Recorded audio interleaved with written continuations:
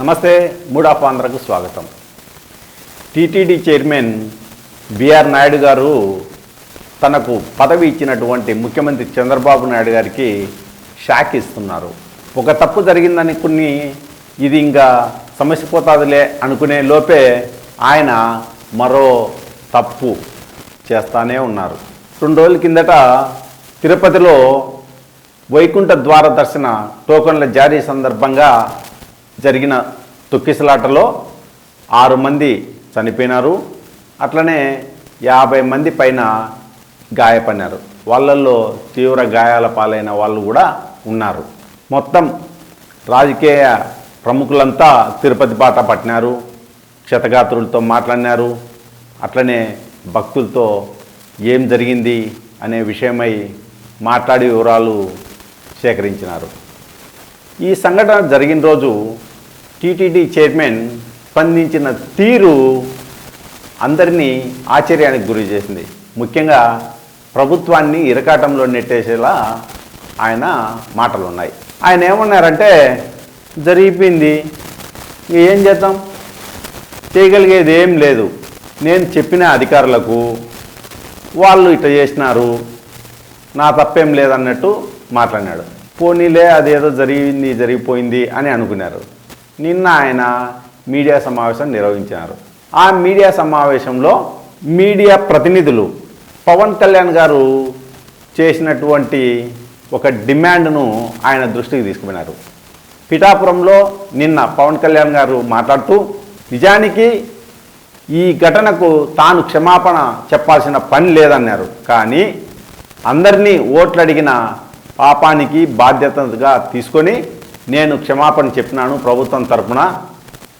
ఆ బాధితులతో మాట్లాడితే TTD chairman కానీ, ఈఓ కానీ, ఏఈఓ కానీ, అట్లనే బోర్డు సభ్యులు కానీ ఆవేదన ఏ పార్టీదో అర్థమవుతుందని ఆయన అన్నారు.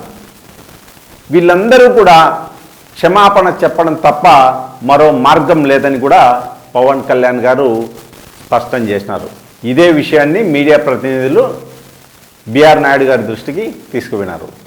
అప్పుడు ఆయన స్పందిస్తూ, క్షమాపణ చెప్పడంలో తప్పు లేదు, కానీ క్షమాపణ చెప్పినంత మాత్రాన చనిపోయిన వాళ్ళు తిరిగి రారు కదా, ఎవరో ఏదో మాట్లాడితే వాటన్నిటికీ స్పందించాల్సిన పని లేదని బిఆర్ నాయుడు గారు ఘాటుగా సమాధానం ఇచ్చారు డిప్యూటీ సీఎం పవన్ కళ్యాణ్ గారికి. అందరూ అనుకున్నారు పవన్ కళ్యాణ్ గారికి బిఆర్ నాయుడు గారు షాక్ ఇచ్చినారని.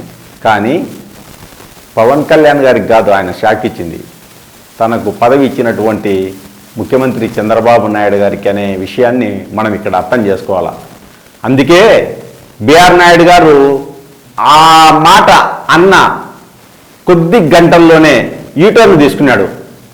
అబ్బెబ్బే, నేను పవన్ కళ్యాణ్ గారి మాటలకు అట్లా స్పందించలేదు, ఎవరో ఏదో అన్నారనుకొని నేను అట్లా రియాక్ట్ అయినాను, నేను బేసరతుగా భక్తులకు క్షమాపణ చెప్తాండా అని బిఆర్ నాయుడు గారు తన అభిప్రాయాన్ని మళ్ళీ మార్చుకొని చెప్పినారన్నమాట.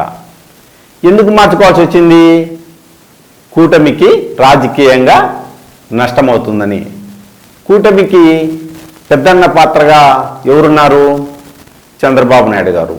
అంటే రాజకీయంగా చంద్రబాబు నాయుడు గారికి తన మాటలు నష్టం కలిగిస్తాయనే ఉద్దేశంతోనే బిఆర్ నాయుడు గారు మళ్ళీ మీడియా ముందుకు రావడం, అట్లనే టీటీడీ తరఫున మరో ప్రకటన విడుదల చేయడం ఇట్లా సాగింది.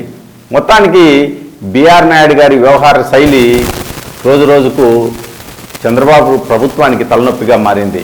మొన్న చంద్రబాబు నాయుడు గారి సమీక్షా సమావేశంలోనే ఈఓ అట్లనే బిఆర్ నాయుడు గారు ఏ విధంగా వాగ్వాదం చేసుకున్నారో పత్రికల్లో చూశాం.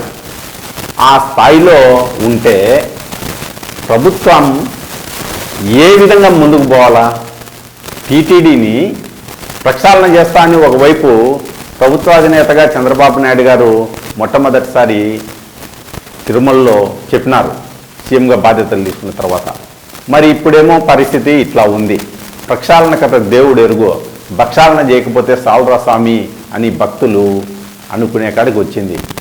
బిఆర్ నాయుడు తలనొప్పిగా మారినారనే చర్చ టీడీపీలో పెద్ద ఎత్తున జరుగుతోంది.